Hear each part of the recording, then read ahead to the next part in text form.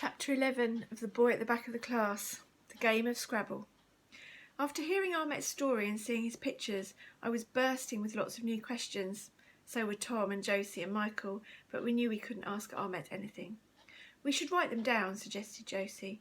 Then maybe after the holidays, Ahmet will have put some more pieces back together and Mrs. Khan will think it's okay for us to ask him. We all agreed. So when I got home that night, I took out my old list of questions and, after crossing out the ones I had answers to, wrote new questions out in my very best handwriting, just to make sure we wouldn't forget any of them. This is what my list looked like.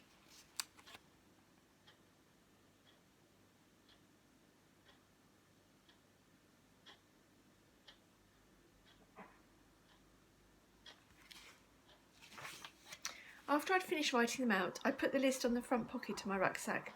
I would have to wait till after the holidays to find out if Ahmet was ready to answer any of them. I know everyone in school likes holidays, but I don't. Not really.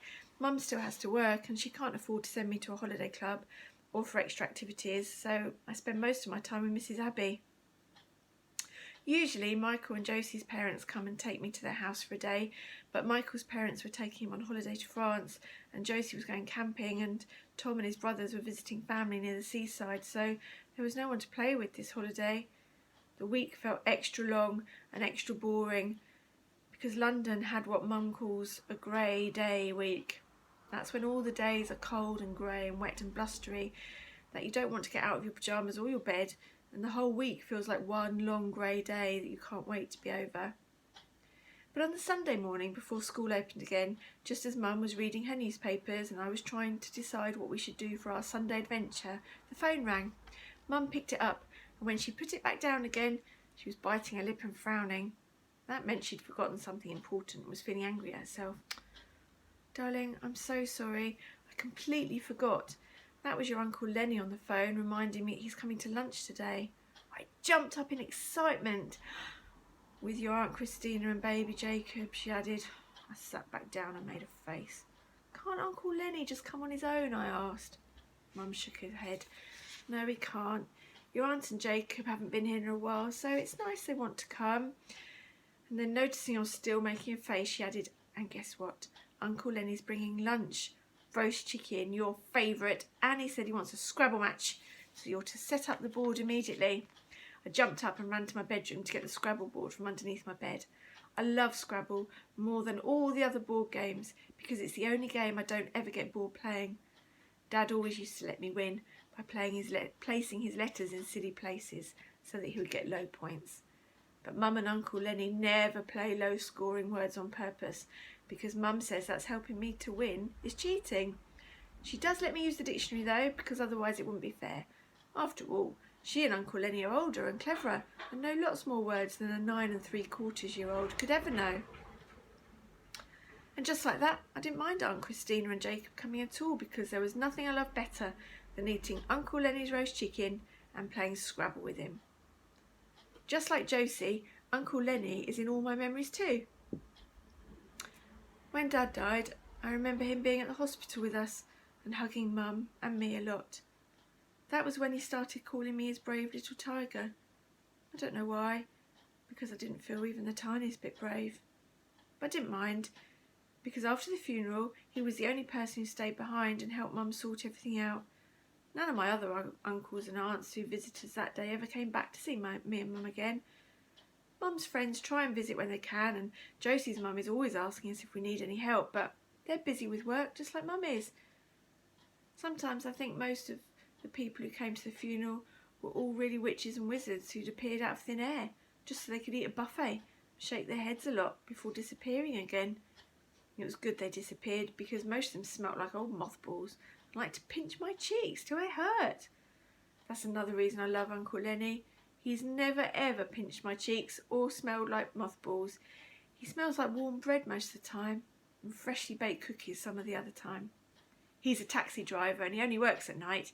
He loves his job and tells us the funniest stories about all the different kinds of people who have jumped into the back of his car, like the time a famous actress got in and ordered him to drive around for a whole hour just so she could get some sleep, or the time a large Italian family spent the whole ride silently fighting over a single portion of fish and chips.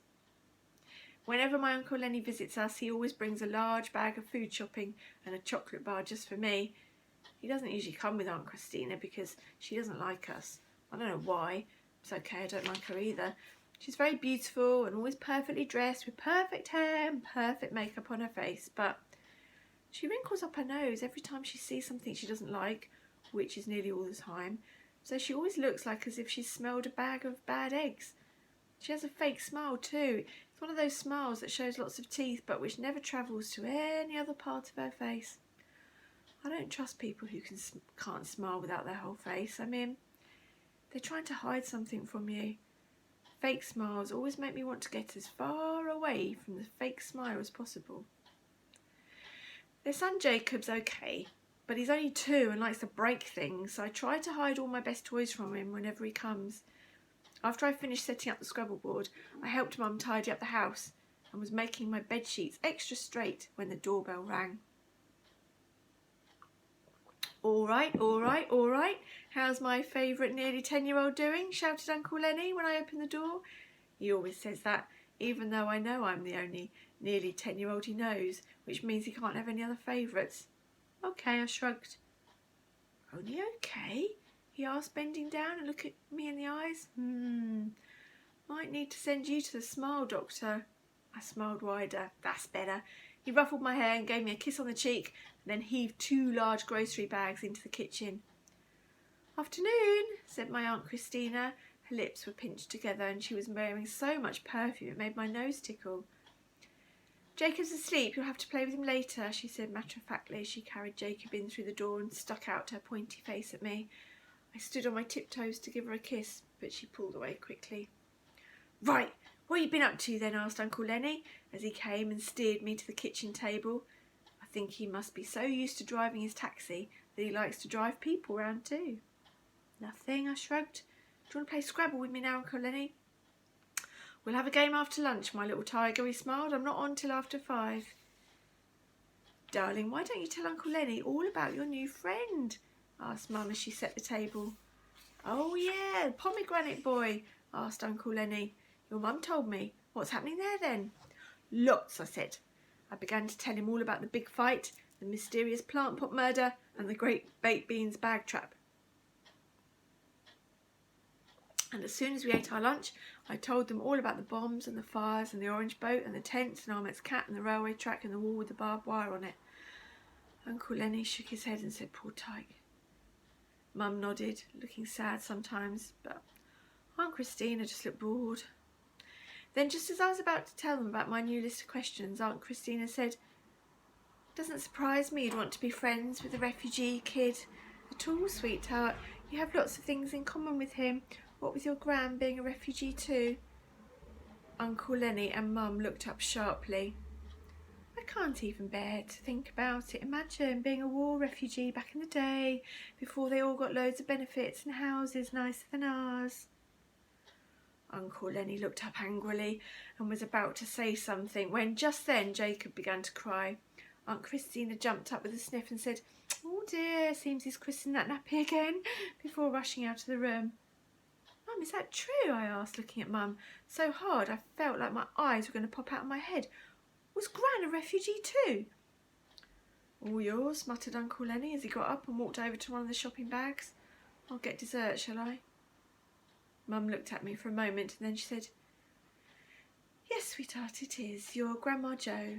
We went to see her with Daddy when you were little. Do you remember her? I nodded.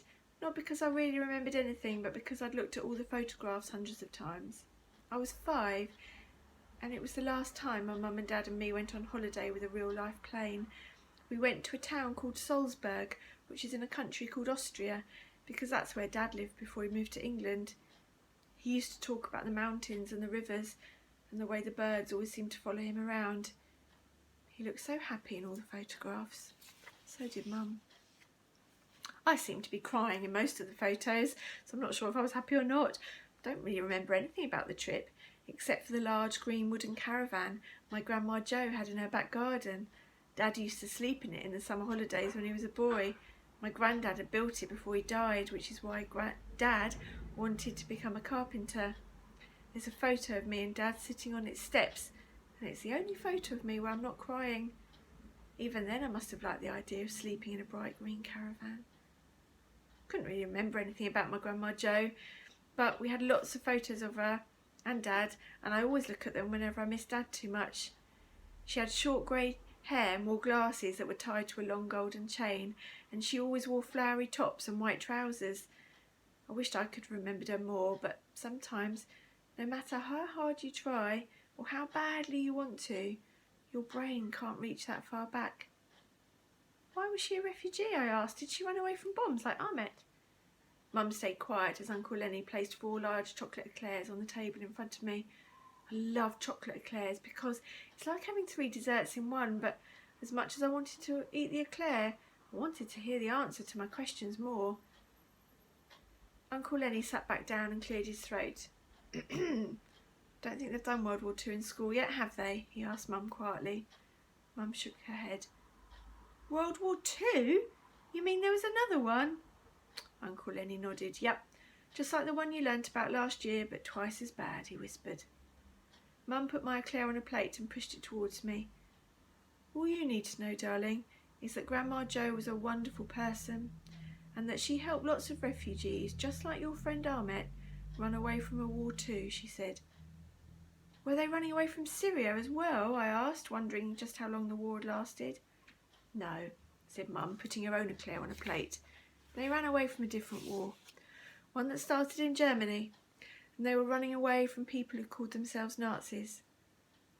Oh, I said, wondering just how many wars I needed to learn about. Anyway, the important thing is she survived, and she got to see you, exclaimed Uncle Lenny as he gave my hair a stroke. Exactly, said Mum, tapping my hand. Now, eat up, and let's get a game of Scrabble going before Uncle Lenny has to leave. I nodded, and I knew that Mum didn't want me asking any more questions, so I broke open my eclair. That afternoon, Uncle Lenny stayed and played 2 whole games of Scrabble with us, and Aunt Christina watched Jacob break one of Mum's vases, rip a book, and throw my Lego bricks across the room. Mum won the first game and Uncle Lenny won the second, and I got the lowest points I'd ever got in history. But I didn't mind. I don't think you can really focus on playing a game when you've just found out that your grandma was a refugee who helped lots of other refugees run away from a war too, even if you are playing a game that's as fun as Scrabble.